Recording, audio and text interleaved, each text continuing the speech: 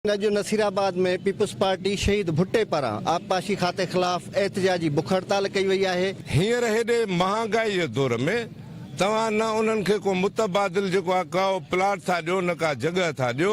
तव्हां लखनि करोड़नि ऐं अरबनि रुपयनि जी हिक हिक शहर में जेको आहे सो वेठा था जेको आहे माण्हुनि जा घर अजा ड्राए उन्हनि खे तव्हां बेघर कयो। इरिगेशन अमलो अॻ में ई अखि पटे ऐं उन्हनि खे इन्हनि कड़ुनि ते वेहण न छॾे हा त अहिड़ी सूरत हाल न ठहे हा। असांजो ई इतिजाज जेके नसीराबाद समेत सॼी सिंध जी इंक्रोचमेंट जी आड़ में घर ठाथा था वञनि, असांजो इहो इतिजाज उन्हनि जे ख़िलाफ़ आहे। धारिया माण्हू हाणे उन्हनि खे मुतबादिल जायूं बंगला जॻहियूं ॾियण प्लाट ॾियण कॉलोनियूं बणाइण हिननि जो ॾाढो इहो भलो बहितरीन कमु हली रहियो आहे। लेकिन हितां जो जेको अवामी ऐं मक़ामी माण्हू आहे उन जे लाइ का बि जॻह कोन्हे। उन्हनि जूं छितियूं बिठायो झुपड़ियुनि में वेठा आहियूं, असांजो को बि माना त मददगार न आहे असांखे। कैमरामैन सजाद कलोड़ो सां गॾु अल्लाह बख्श कुरैशी, सिंध टीवी न्यूज़, नसीराबाद।